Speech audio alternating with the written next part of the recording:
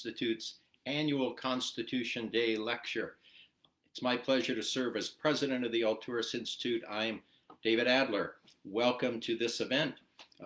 In a few moments, as everybody gathers, we'll begin our talk tonight. But in the meantime, I would love for you to listen to this beautiful arrangement of America the Beautiful, created by a musical genius, Steve Eaton, a renowned musician, and sung by State Senator Cherie Buckner Webb and the 8-year-old marvel Charlotte Laval. And this music, by the way, is an arrangement that you'll become accustomed to listening to as you tune in to the Alturas Institute's forthcoming radio program, America Reimagined, which will be sponsored, initiated, and aired by KISU at Idaho State University and on numerous radio programs across the country. Please enjoy this arrangement.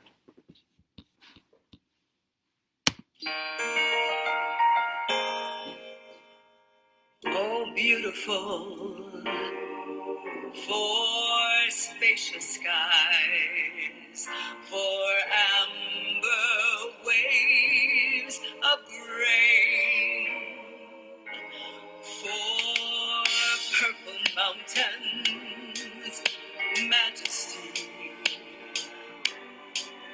above the fruited plains.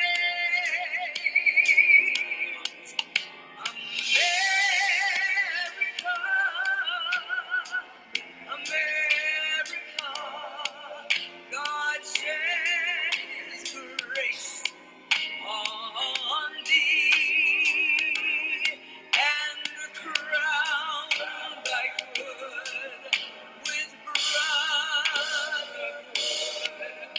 From sea to shining sea.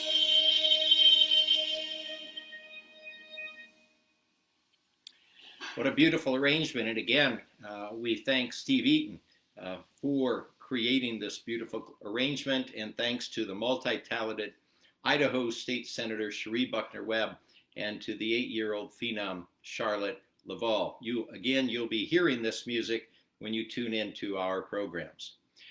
So happy Constitution Day, my fellow Americans. This is a day that America celebrates the Constitution. This is the 233rd anniversary of the signing of that marvelous document. You know, James Madison, who is justly known as the father of the Constitution because he contributed more than any of the other framers to the Constitution's writing and its structure, was a prolific writer. And in 1829, he wrote in a letter to some friends about the Constitution that he saw as a marvel. He said, the Constitution is a miracle. It is an inspiration to all nations who aspire to liberty. But he issued a warning sound. He said, quote, woe to the ambition that would destroy either the Constitution or the liberty that undergirds it. That was an alarm bell that Madison issued as an acknowledgement of the importance of maintaining constitutional government.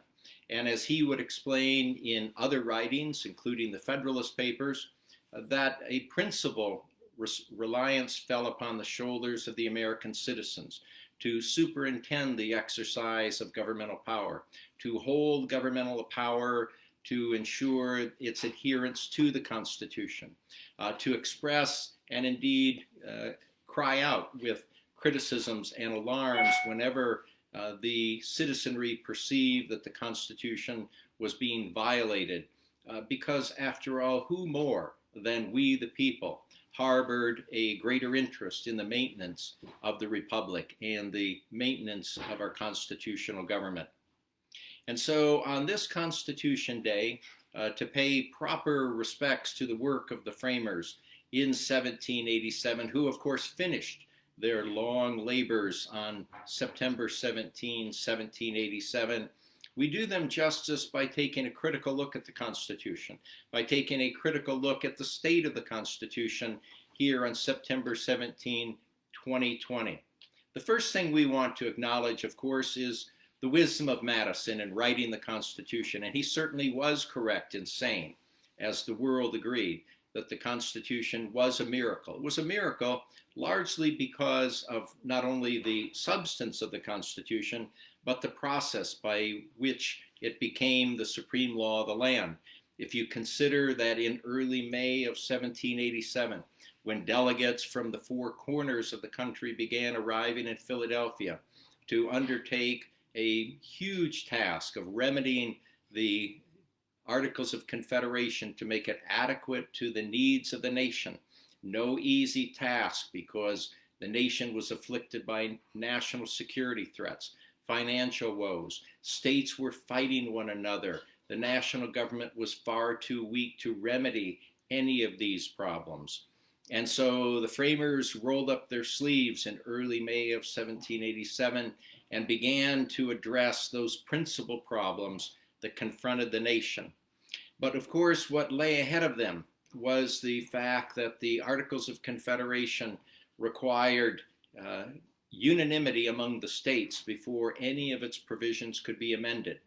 Nevertheless, the framers persisted, and it became very clear in early May that those in Philadelphia intended to abandon the Articles of Confederation and to create a new constitution, one which would set aside states that were very powerful and create in its place a very powerful, strong national government, a system which would now create a presidency to overcome the weakness inspired by the absence of an executive under the Articles of Confederation. Indeed, the very lack of an executive empowered to carry out the laws, policies, and programs of Congress meant that the nation's business was not being conducted in a very efficient way. And the need, moreover, to create a Congress now that was endowed with the powers to regulate interstate commerce and to exercise the lion's share of governmental power. And yes, to create a federal judiciary, which also didn't exist under the Articles of Confederation. Once the three branches were created, though not easily, because in fact there were a great many concerns among the framers expressed throughout that long, hot summer in Philadelphia, including the concern about the need to create a presidency, but not a presidency too powerful. After all, the founding generation lived in dread fear of a strong executive. Who wouldn't fear a strong executive given the great concerns that surrounded the adoption of an executive branch inspired by the fact that in England, a monarchical power whom the framers viewed as a tyrant had exercised vast powers to eclipse the rights and liberties of the American colonists. So the framers were feared with all kinds of trepidation as they went about their business to create the executive. In creating Congress, moreover, they were concerned not merely to sufficiently empower Congress to make laws governing the nation, to regulate interstate commerce, to conduct Americans' foreign policy, to wield the awesome power of when the nation should go to war and in what capacity the United States should wage a war, but also being sensitive to the need to maintain state authority, because after all, the framers of the Constitution were not about to desert the will of the people, who maintained an interest in insufficient authorities exercised by states. And then, too, the very creation of a federal judiciary inspired doubts and some fears that, in fact, judges might act in accordance with their own views, their own ideologies, allowing their own prejudices to creep in and to render decisions that did not serve the interests of the nation in carrying out the Constitution, but might in fact reflect the judge's own arbitrary views and values. So there were concerns lurking around every corner. And of course, the debate spilled over into areas in which the framers decided not to act. Most notably, the framers decided not to create a Bill of Rights inside the Philadelphia Convention. From the framers' perspective, they thought it was unnecessary to create a Bill of Rights because, after all, the very fact that governmental power was sharply limited, allocated to the three branches of government in specific ways, meant that the Constitution itself was a Bill of Rights, or so they thought. As the framers wrapped up their business in the final weeks into September, a growing body of opposition among other framers, however, raised the concern that the Constitution, for all of its successes, did not include a Bill of Rights and might, they feared, allow Congress to pass laws, for example, that would encroach on state authority, or to allow Congress to pass laws that would vitiate what the founders considered to be fundamental rights, not enumerated in the Constitution, but rights that everybody was keenly aware of as being lawfully possessed in the citizenry, including freedom of speech, for example, freedom of religion, due process of law, and so forth. And so it was only because of a promise made at the end of the convention that if the proposed Constitution were indeed adopted, ratified by the American people in the coming discussion and debate, that in fact the framers would in fact introduce a Bill of Rights. True to his word, by the way, James Madison, who was a candidate for the House of Representatives in the first ever congressional race in Virginia, did in fact introduce a Bill of Rights on June 1791. But we get ahead of a story if we go down that path. Suffice it to say that with the assurance that the Congress would introduce a Bill of Rights, the American people quickly embraced the proposed Constitution. In early December, Delaware became the very first state, on December 7th, in fact, to ratify the proposed Constitution. By June 21, the ninth and sufficient state, New Hampshire, became the ninth state, and thus to ratify the Constitution, and thus the proposed Constitution had become law of the land. It was a whirlwind of activity and many actions over those many months and a great deal of hard work. The framers were satisfied with their work as they adjourned on September 17th. And many of you will remember that when Benjamin Franklin left Independence Hall, walked out into the street, he was asked by a woman who said to him, "Dr. Franklin, tell us, what kind of a government have you given us?" And Dr. Franklin responded by saying, "A republic, madam, if you can keep it." And there was the signal to the American people that if this Constitution was to survive, that there would be a principal reliance upon the people to maintain its republican form of government, to maintain the constitutional allocation of powers, and to protect the rights and liberties of the American people. Benjamin Franklin himself observed in the closing hours of the convention that the sun was setting in a happy position, meaning that the framers had done all that they could. It was not a perfect document, he believed, but the wisdom of the framers in their decision to include in the Constitution Article 5, the amendatory clause, meant, Dr. Franklin believed, that subsequent generations of Americans could correct their own errors, improve upon their work, and chart constitutional amendments so as to take account of the changing needs of America as it evolved across the centuries.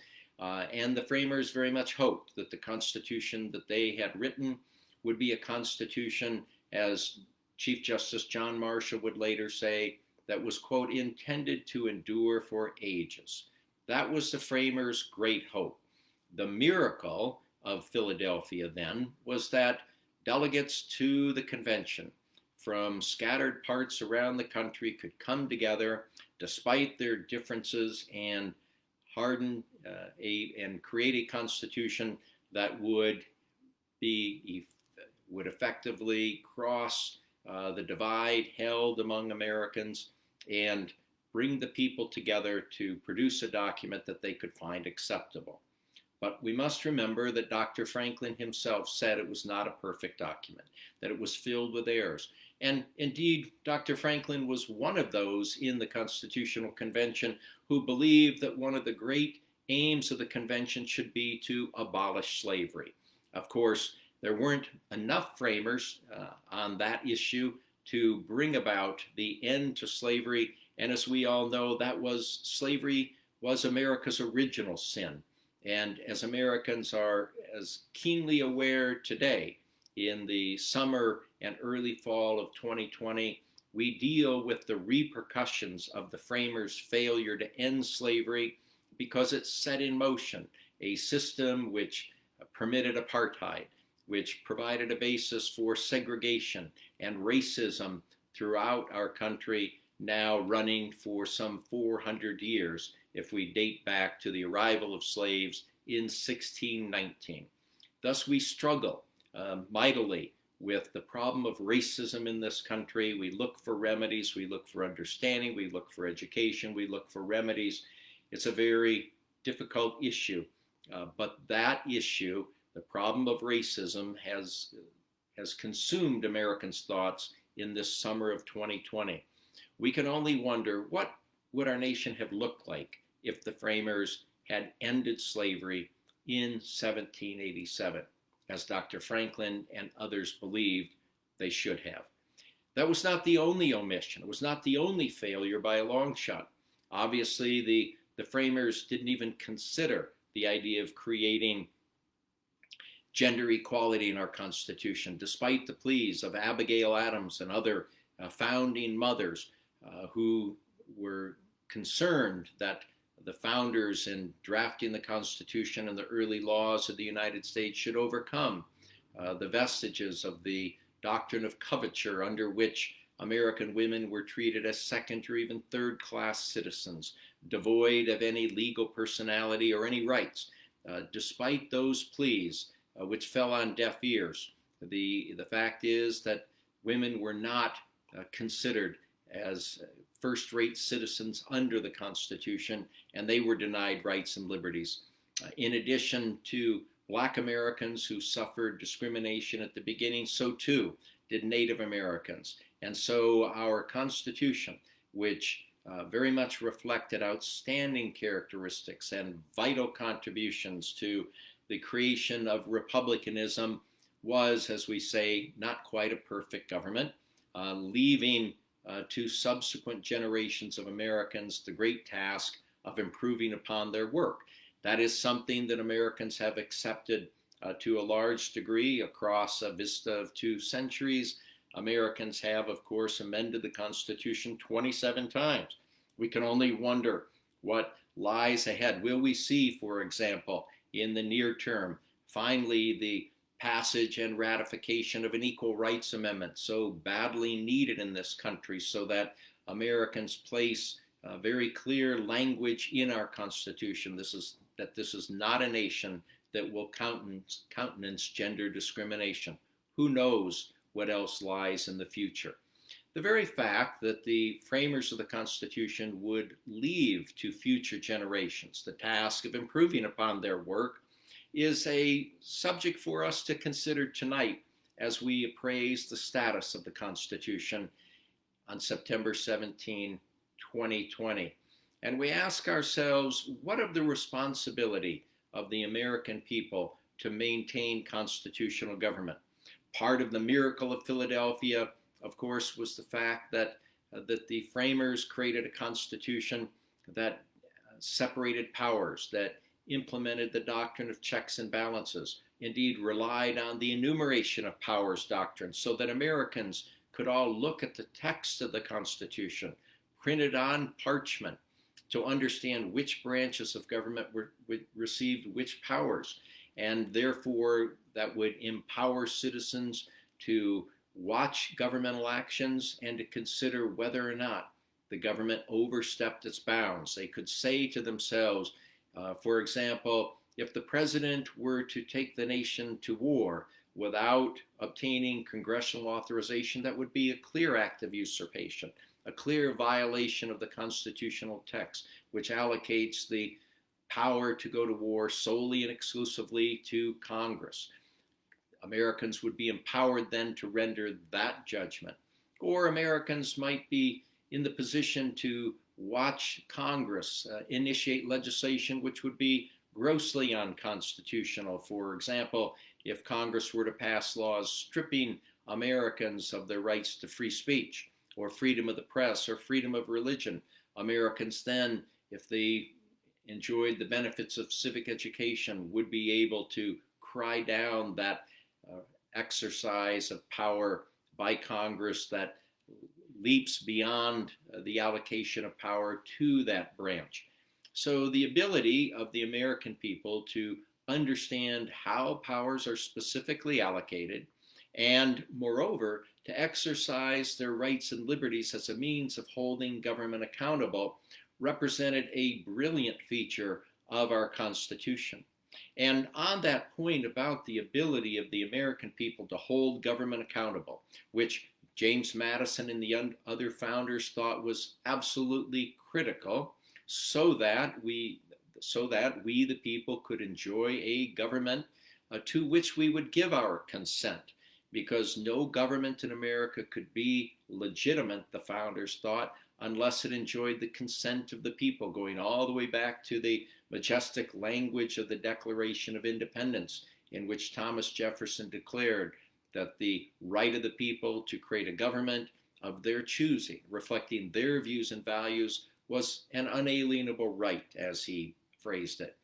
And so the empowerment of the people to hold government accountable not only was a marvelous introduction of an idea of American freedom that could be exercised in a way to guarantee limited government, but also the founders thought this was something of a duty. The duty of the citizens to be properly informed, a duty of the citizens to be knowledgeable about how their constitution worked, how the governmental system worked, and most of all, a duty on the part of the American citizenry to criticize government when they saw governmental officials overstepping their authority, exercising arbitrary power, for example.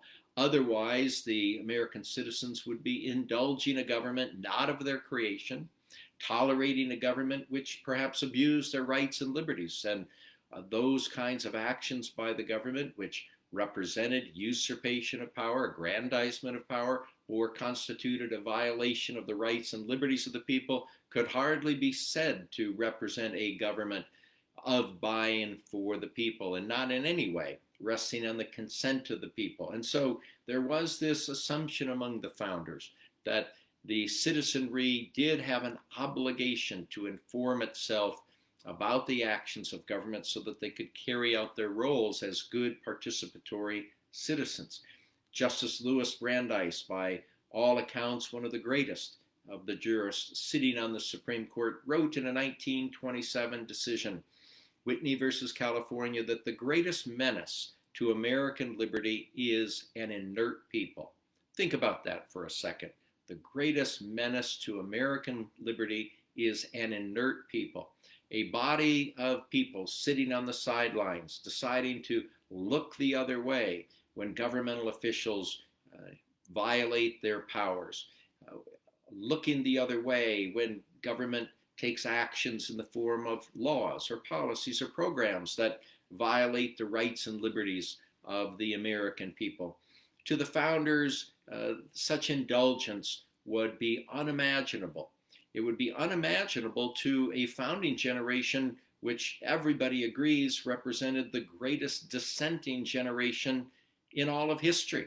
After all, for those of you who are history buffs, you know that the American founders found the strength and courage to challenge the English government because it possessed an imperious executive. It waged war on the rights and liberties of the colonists as they understood to be their rights and liberties as Englishmen.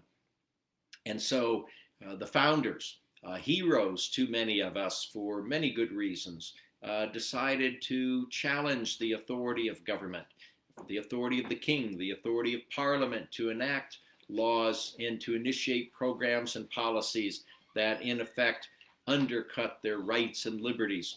And so when the framers bequeathed to us those magnificent First Amendment rights of free speech, of freedom of assembly, of freedom of the press, and the right to petition government for the redress of our grievances, they were saying to all of us across the decades and indeed the centuries, for as long as the Constitution might endure, here are the tools for you to maintain a Republican form of government. Why in the world would you not exercise these tools? Why would you succumb to an imperious executive or to a form of government that did not at all conform to the Constitution that you have just approved through the ratification of the Constitution, or a form of government that reflects your views and values as amended 27 times over the course of 200 years? As I say, the indulgence by the American people of a government that would disregard the supreme law of the land was unimaginable. To the framers, moreover, the idea that the American people would be willing to sit on the sidelines and acknowledge that kind of action would represent to them essentially an invasion by a foreign nation. Surely the American people would not tolerate a government that turned on the people themselves. And thus the right to protest, near and dear to the hearts of the framers and the founders, from Boston Harbor to many, many other parts of the country, paved the way for America's courageous citizens across the centuries, from the civil rights movement in the 1950s and 60s to the women's movement, to the gay rights movement, to the ongoing efforts this summer to protest acts of police brutality, to protest the understanding in the country that somehow Black lives don't matter in the same way white lives matter, and to bring, if nothing else, to bring attention to the great problem of the divide between the America that exists for those of white privilege and that which exists for Black Americans. Think about this for just a moment. In the early 1960s, when America first launched rockets into the atmosphere, it seemed to be such a great step for America. But it meant that, in effect, it was a reflection of two Americas. One America, white America, that could enjoy all the benefits that would flow from discoveries in outer space, and the other America, a Black America, in which people lived in miserable conditions, were victims of systemic racism, institutional racism. And there's great irony, cruel irony, in fact, that in this summer, just a few weeks ago, we launched yet another ship into the atmosphere and into outer space. And we find still that there are protests in America protesting essentially the racial divide in this country, which reflects two Americas, a system for whites and a system for Blacks. And so there is a great urgency in our nation to satisfactorily address the problem of racism. And we can do it with the tools in our Constitution, the tools bequeathed to us by the framers of our Constitution. And thus, let's understand that when our fellow Americans take to the streets to protest governmental action, that they are doing so fully supported by the First Amendment, in the very best spirit of our founding fathers' efforts to challenge England when it was undermining our liberties and our hopes for freedom and liberty. It's well worth understanding that rights are not won overnight, that they often require diligence, a great expenditure of energy and time, commitment, even patience to win equal rights, whether we're talking about Black Americans, women, Native Americans, and others who have felt the ill effects of deprivation and injustice.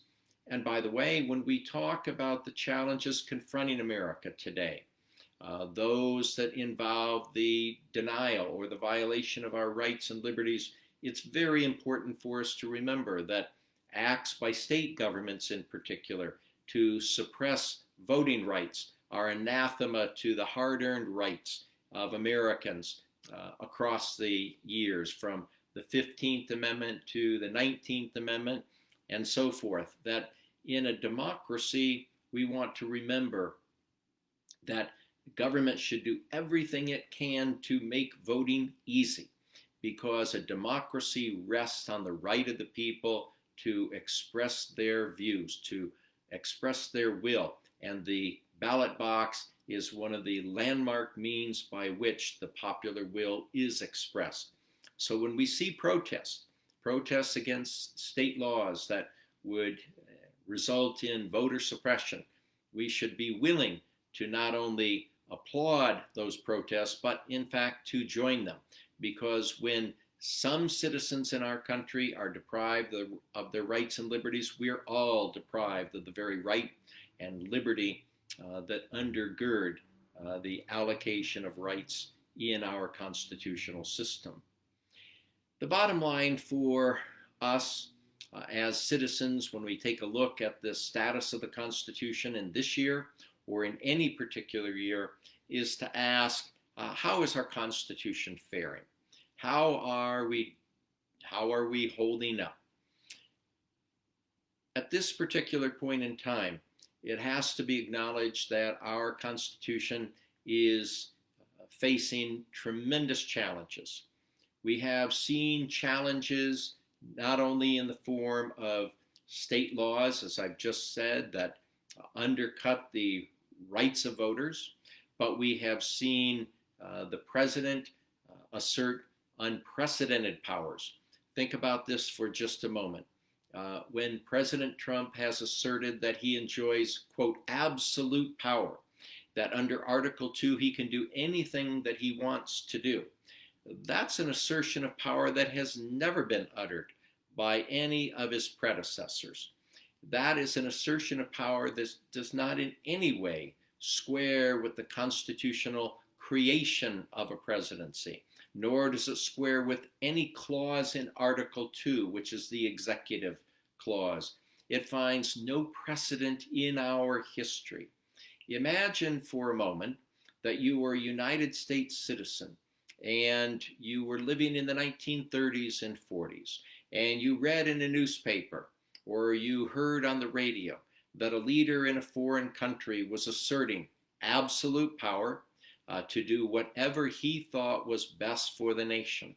And if you were such a citizen in the 1930s and 40s, and you heard those assertions of power, they would send chills down your spine, because you knew those assertions were ones asserted by leaders of Germany and the Soviet Union and Spain and Italy, countries that became anathema to the United States because they represented the worst kinds of challenges, indeed the worst kinds of threats to the rule of law and constitutional democracy. No American at that point, except those who were, let us say, Nazi sympathizers, or those sympathetic to the communist cause, or those who embraced fascism in one way or another. Nobody but those citizens would have tolerated a similar assertion by an American president.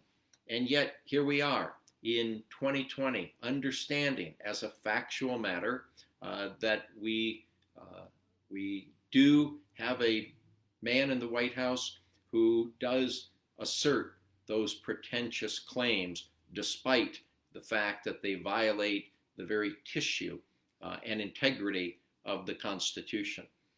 We would ask ourselves, would Americans of any generation have tolerated such assertions of power? To continue with the theme of the 1940s, think about the World War II generation. For those who were incredibly spirited citizens and went off to war to fight Hitler and to fight Italy and to fight Japan in the name of constitutional democracy, surely you were not there to defend the assertions of unlimited power. You weren't there to defend assertion of a power to reach into the independence of administrative agencies or other departments of government and to bend them to your will. You were not there to serve a president who would assert that members of the press are quote unquote enemies of the people.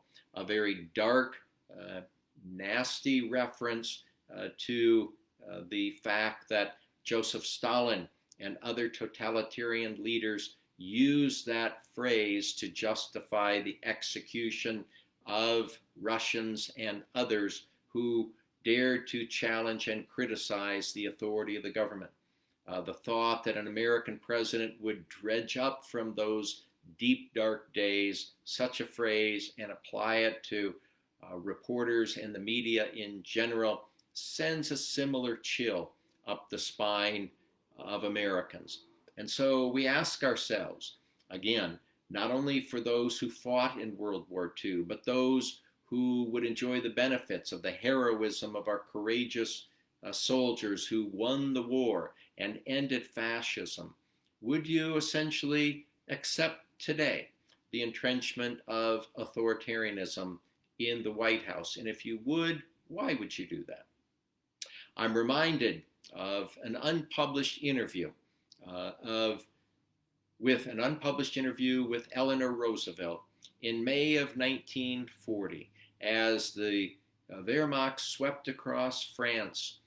She dared to say that she feared that a good many Americans might favor a victory by the Nazis over Europe.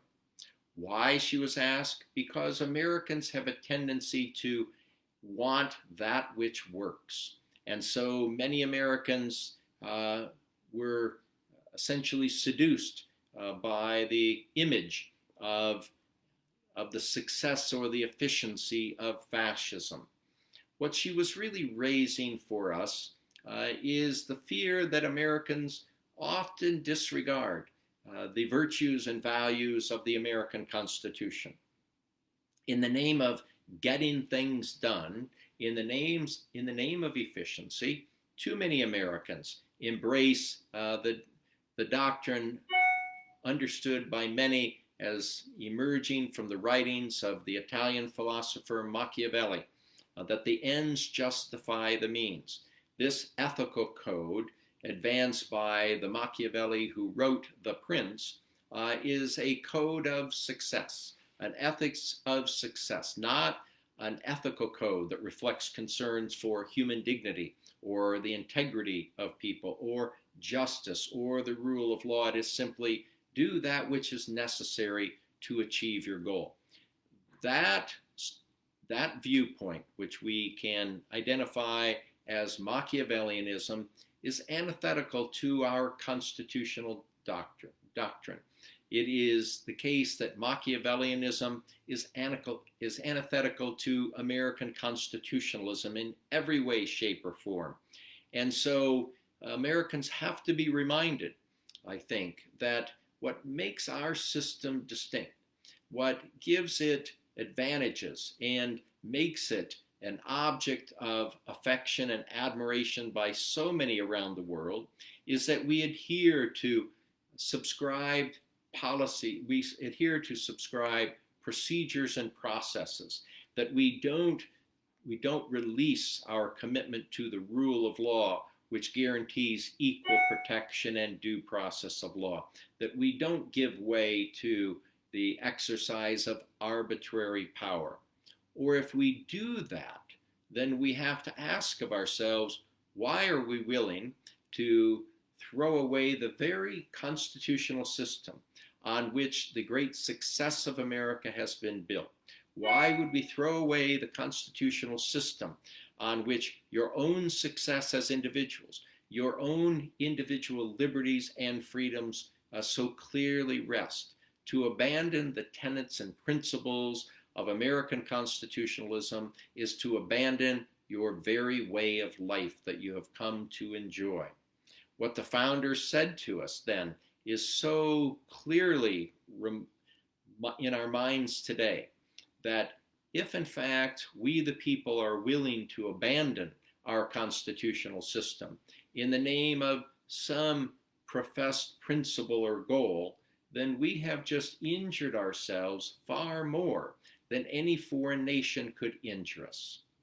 I think it's very often the case that Americans tend to believe that the grave threats to our constitutional system are posed by foreign nations, by foreigners who mean to do us harm. And there's no doubt that there are foreign nations who mean to do us harm.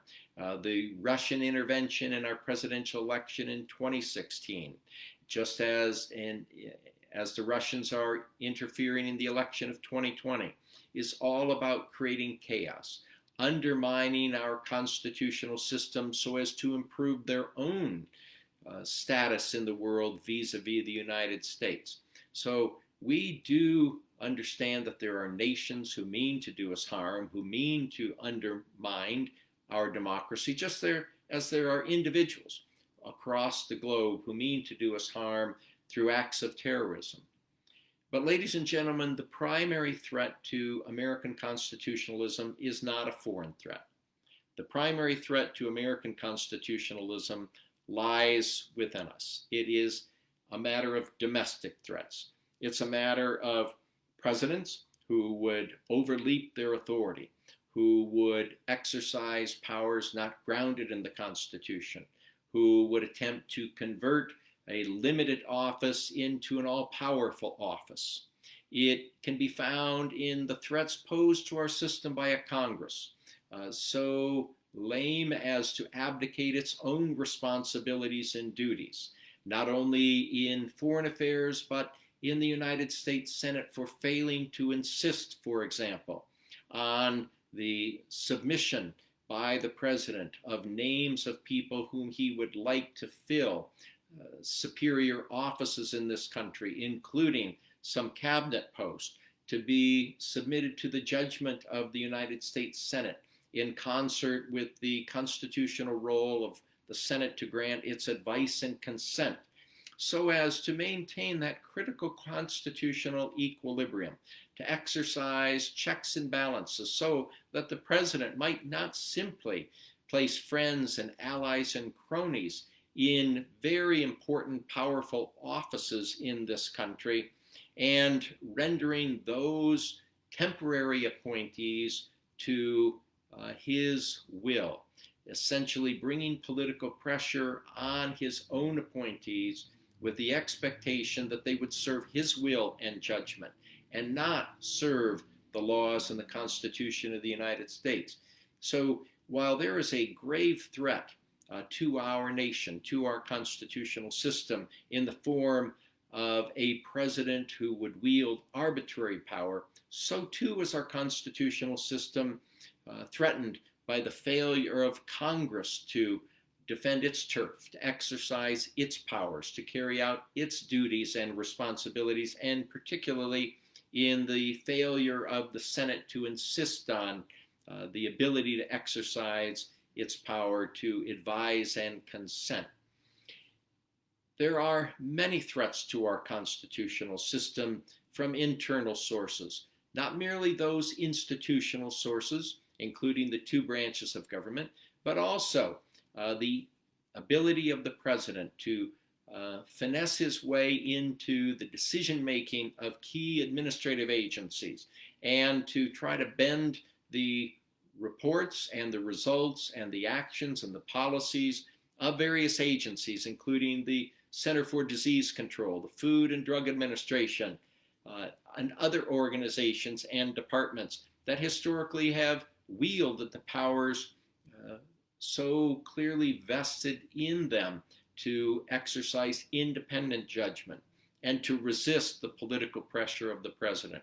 But this is particularly troublesome in the pandemic that we face, as Americans increasingly worry about whether or not the reports issued by departments reflect truth and accuracy and facts. If in fact they are bent to the will of a president now employed to serve the president's agenda, then we have to wonder who's telling us the truth. And the reality is that we live in an Orwellian period.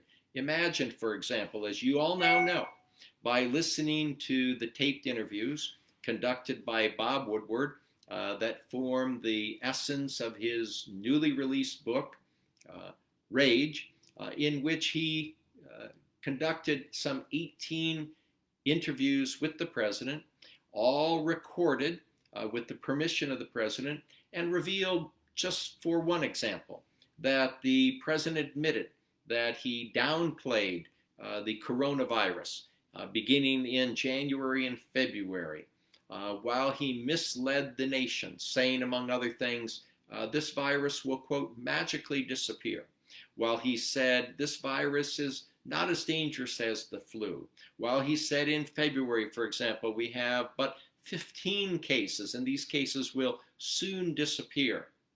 But in truth, as he was telling Bob Woodward in these taped interviews, he knew that COVID-19 was far more lethal than the flu. In his own words, he says 5 or 6 times more lethal than the flu. And he knew that many Americans would die. And yet he failed to square up and tell the truth to the American people.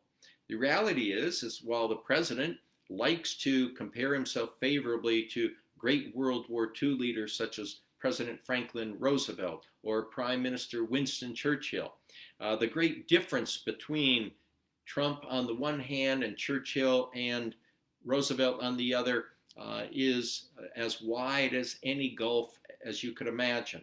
Those two great leaders in the 1940s spoke truth to the American citizens, warning them of the great crises that lay ahead and leveling with the Americans because he believed not only did they deserve the truth, but they could perform better with the knowledge of the truth shared with them by their executive leaders. Donald Trump, on the other hand, was lying to the American people from day one. And so we have to wonder, just how is it that Americans can receive information from the executive, and how is it that we can accept what emanates from the White House? And in the most fantastical Orwellian way, considered that just a week or two ago, that the spokesperson for the president said to a gathering, said to a press conference that, quote, what you think you just heard the president saying on the tape is not what the president said on the tape.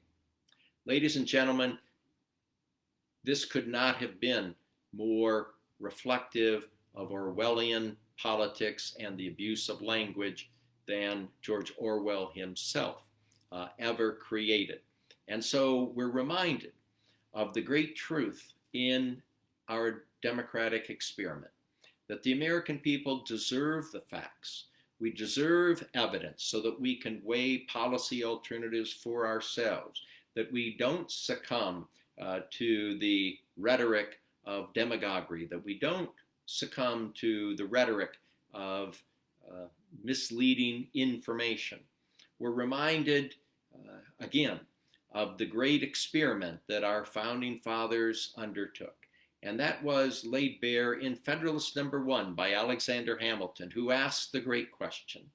He wondered, is it possible for people to govern themselves through reason, discussion, deliberation, and debate? Or must the people forever suffer the imposition of government upon them? That was the great experiment in 1787. It remains the great experiment in our time. And we wonder, can we govern ourselves through discussion, deliberation, and debate? The answer would be yes, but only if we get facts, only if we get evidence, not if we're misled. If we are misled by our national leaders who are unchecked in their spread of misinformation, then we live under the mercy of the whims and the arbitrary views and values of those executive leaders. I sometimes wonder about what Mrs. Roosevelt said in 1940 when she was commenting on the docility of Americans, their willingness to indulge a form of government which was antithetical to America's constitutional democracy. I sometimes wonder Why would Americans? Why would Americans give away their democratic rights? Why would they give away their hard-earned rights through blood and treasure in World War I and World War II? And why would they abandon the hard-earned rights of women in the streets, of Black Americans in the street, over the decades, striving for equality in our country? Why would we abandon those?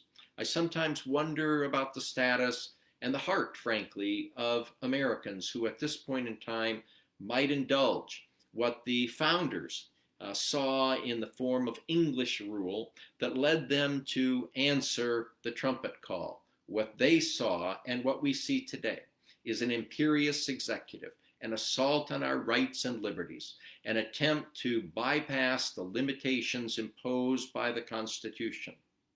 That's what the founders saw in the English form of government. It's what we see today. Whether we are Americans in 1776 or Americans in 2020, it's always important for us. Indeed, it's critical for us to remember, if we have any hope of sustaining this great republic, that we resist arbitrary power. And the two great liberties for which all lovers of liberty must continue to fight is the control of the government by the Constitution and accountability, strict accountability by the government to the Constitution and to the American people.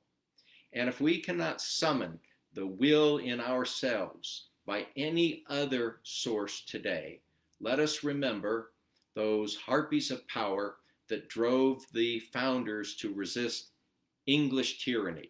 Let's summon the ghosts of 1776, and let's remember in the heart of our hearts that we accept only liberty and that we resist arbitrary governmental rule. We are to be governed, not to be ruled. And in the words of James Madison, let's remember that this document, as miraculous as it was not perfect, but it provided us with a head start to corral governmental power. But more than anything else, it provided that the American people have to be masters of their own destiny, fit to amend the Constitution when necessary, smart enough to overcome those constitutional omissions, and smart enough to understand when we need to correct the misadventures of our government. We end by asking, who more than we the people have a greater interest in maintaining the republic that the founders have given us? If we need any last challenge, let us once more remember Ben Franklin's statement to the American citizen on the streets when he said, in answer to her question, "Dr. Franklin, what kind of a government have you given us?" He responded, "A republic, madam, if you can keep it." Ladies and gentlemen, it's our responsibility to keep it. Let us not fail the previous generations of Americans who have given their lives to maintain our constitutional government. Let's not fail those who laid the path filled with great aspirations on behalf of subsequent generations of Americans. This is our time to defend our constitutional democracy. Happy Constitution Day. Thanks for joining us. Good night.